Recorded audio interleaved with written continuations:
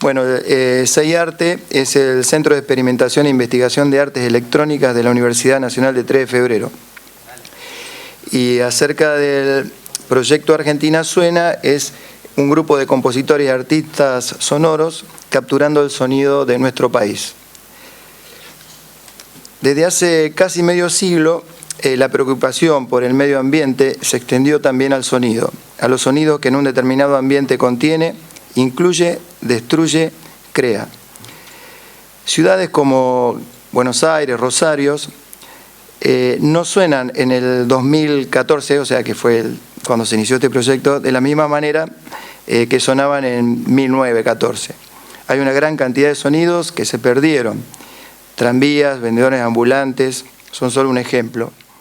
Y otra gran cantidad de sonidos nuevos que se incorporan a la vida cotidiana, básicamente los producidos por la tecnología portátil. El parque automotor de una ciudad de hoy no es el mismo que el de una ciudad de hace 80 o 100 años. La amplificación habitual de un recital de hoy en día no se acerca ni remotamente a lo que se utilizaba en la década de los 60. La cantidad de electrodomésticos que hay en circulación hoy en día en una ciudad, cada uno con su pequeño aporte sonoro, es mucho mayor a la que había hace 30 años, por poner un ejemplo. Esta situación está produciendo cambios en nuestras conductas, actitudes y vínculos, muchos de los cuales no son enteramente conscientes. Por ejemplo, el vivir en un entorno más ruidoso ha resultado en que probablemente nos hayamos habituado a hablar con un nivel de intensidad que seguramente resultaría excesivo 100 años atrás. En este contexto surgen nociones tales como paisaje sonoro, espacio sonoro, entorno sonoro, memoria sonora o contaminación sonora, entre muchas otras. Todas ellas productos del entrecruzamiento disciplinar del sonido con otras áreas como la salud, la historia, la antropología, la ecología o la sociología, por poner algunos ejemplos. No podemos negar tampoco el aporte con su propia mirada de la tecnología. El sonido, por su propia naturaleza, nos remite siempre al pasado, ya que tiene una duración limitada y permanece en nosotros solo como recuerdo. Es a la vez tangible e intangible. Lo sentimos, pero no lo podemos retener. No tiene presencia permanente a menos que esté fijo en una grabación. La posibilidad de grabar sonidos provocó un cambio enorme en la manera de hacer y pensar la música, así como en los hábitos de recepción de la misma.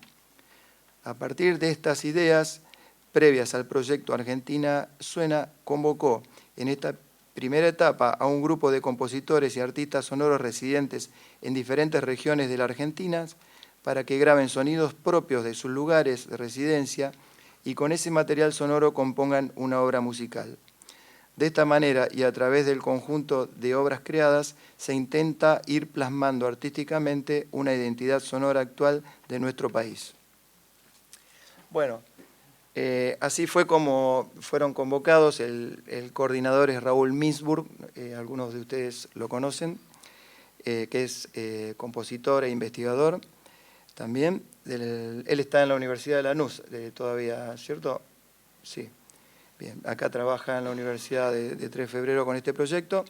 Y bueno, él me convocó, igual que a un montón de otros artistas de Córdoba, Capilla del Señor, Tigre, Tandil, Neuquén, Vicente López, Ushuaia, Santa Fe Ciudad, La Pampa, La Plata, Merlo de Buenos Aires, Bariloche y Bahía Blanca. O sea, este proyecto, digamos, se puede seguir ampliando y una de las posibilidades que se tuvieron en cuenta es de crear un mapa sonoro también. O sea, así como uno busca en Google y localiza un determinado lugar, existiría la posibilidad de que también, ya existen mapas sonoros, ¿no?, de otros países, que uno pueda, supongamos, entrar en Rosario, al Parque Independencia y escuchar algo de cómo suena el Parque Independencia. Bueno, en el caso de mi pieza, que ahora la vamos a escuchar, que dura unos 3 minutos, a mí me pareció que en Rosario, yo me acuerdo, siempre me acuerdo cuando yo vine a Rosario en los 80 más o menos, en la peatonal había un ciego que pedía limosna y no había quien no lo conociera, o sea, estaba allí todo el día, prácticamente todos los días, o sea que era parte, digamos, del paisaje sonoro de la calle Córdoba, o sea, Federico se ríe porque seguramente se acuerda. Entonces yo siempre pensé en esas voces, como recién hablaba el expositor anterior, o sea, esas voces que están implicadas en el patrimonio sonoro del contexto en que uno vive y que lo caracterizan, ¿no? Entonces, de esa manera, yo ya tenía esa idea. Entonces, yo vivo cerca de un parque, me fui a ese parque y sabiendo que aquí en Rosario los vendedores de churros tocan una cornetita y que eso representa muy bien los días feriados, cuando uno sale a pasear y tiene ese paisaje sonoro, esa característica particular, ¿no? Entonces, bueno, escuchémosla y después en todo caso seguimos hablando.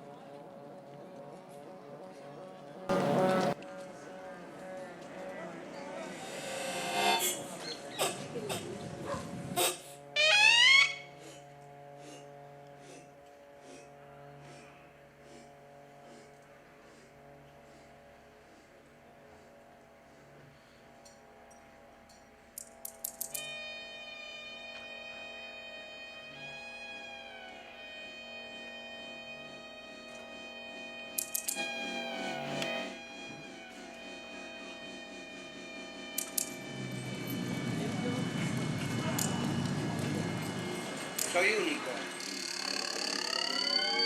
Ayer me salí, pero se me rompió la corneta.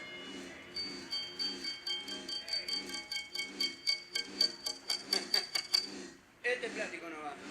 Va otro, pero lo puse para salir de apuro.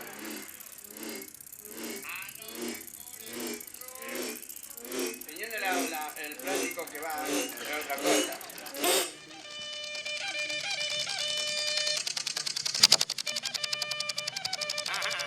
La misma corneta tienen todo, pero no le hacen el sonido.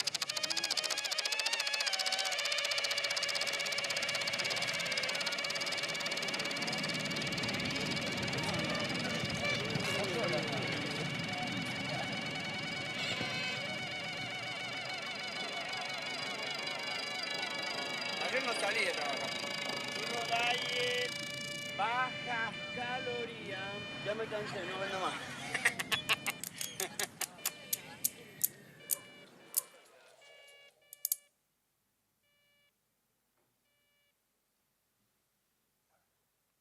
Bueno, esa es la pieza. Gracias.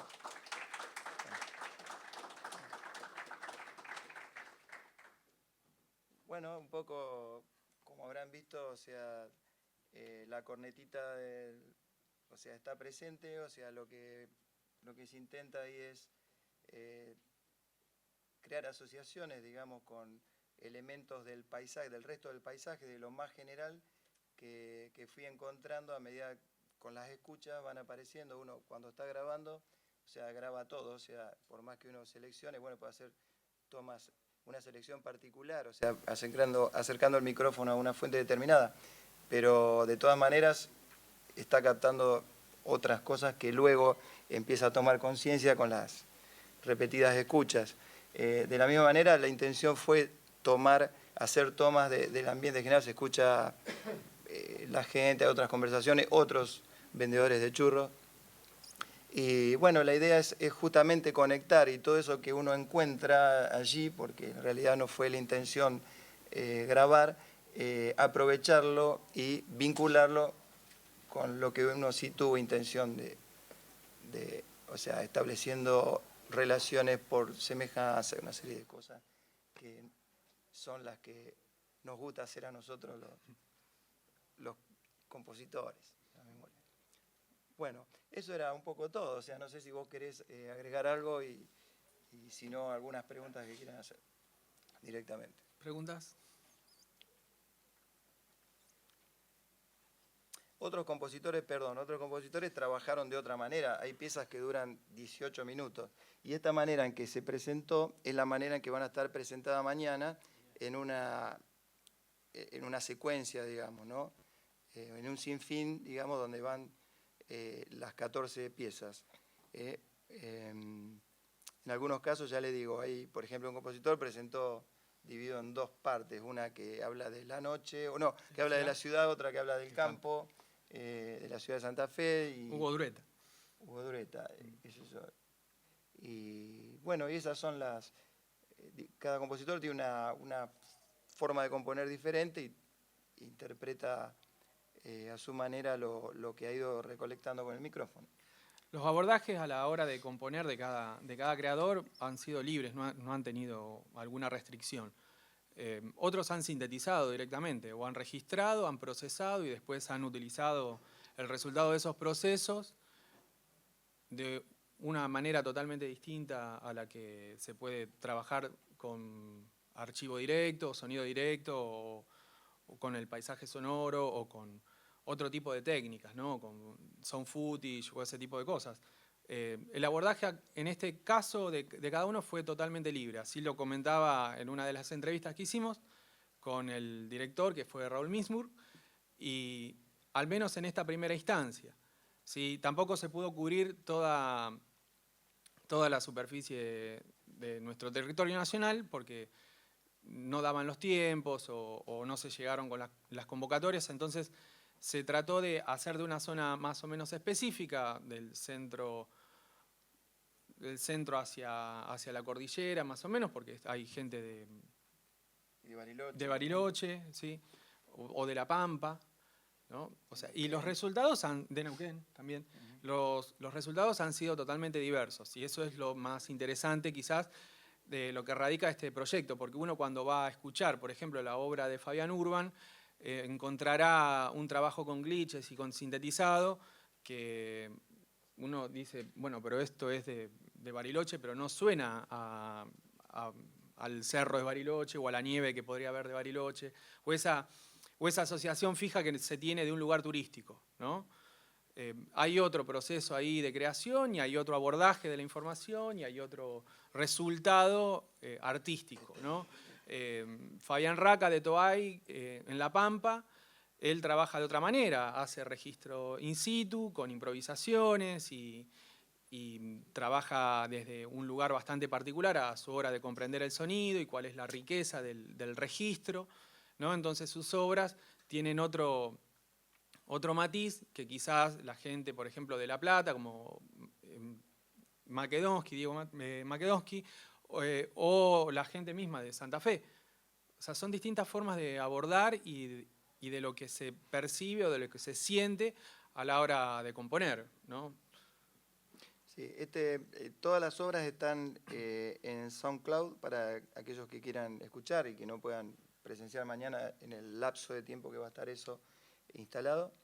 Y además se editó ya el primer CD porque no caben todas en uno. Este año ya salió el primer CD y el año que viene se va a intentar que salga el segundo, digamos, con el resto de las obras.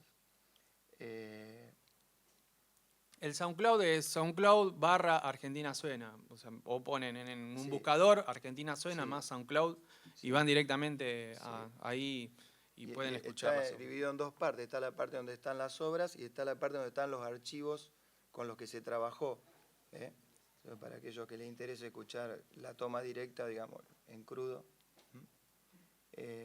¿Alguna pregunta? Bueno, nada más. Entonces, si no tienen preguntas, dejamos acá, aprovechando que ya es tarde. ¿Alguna pregunta?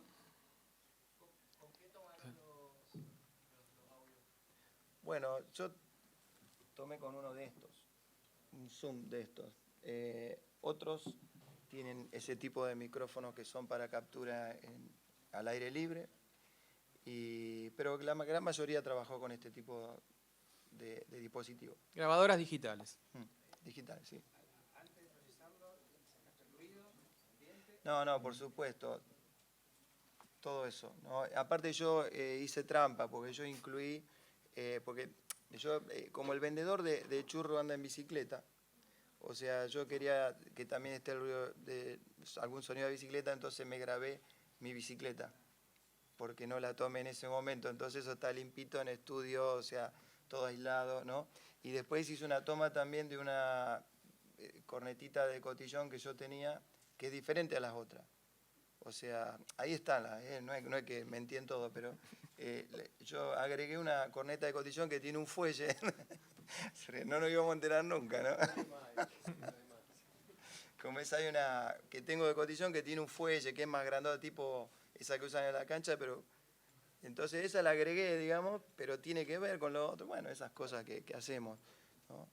Y la voz de Daniel, digamos, que es el vendedor, porque... No, es Daniel. Y le prometí hacérselo escuchar, pero viste, yo tengo miedo que se enoje. Y con ese...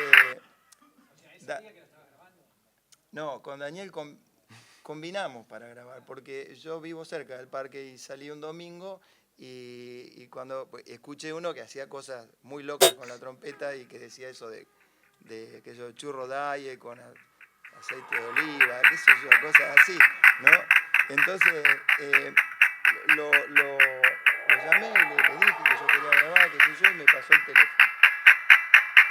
Entonces al domingo siguiente yo lo andaba buscando y nunca me imaginé que había tantos churreros. O sea, era impresionante la cantidad de churreros. Ahí está a ver, ponelo de nuevo que ahí está. Esa es la de... Está bien.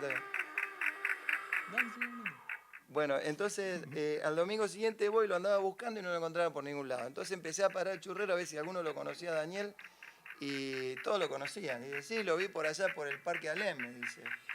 Y entonces dice, ya me parece que venía para acá, que yo así que lo estuve esperando un rato, tuve un par de horas dando vueltas en el parque hasta que por ahí lo veo aparecer.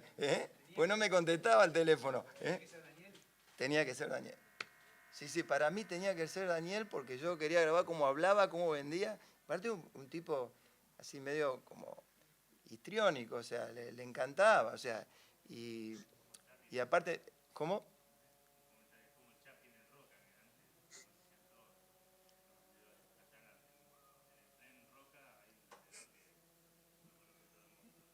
Ahí te das cuenta. Es parte del sonido del tren. O sea, y como es y Daniel tenía eso, o sea, que tenía una forma diferente de tocar. Me mostró la cornetita que él le había modificado no sé qué cosa, y por eso sonaba distinto. Y bueno, entonces le hice las grabaciones a él y le dije que lo que iba a hacer y le dije que se lo iba a hacer escuchar.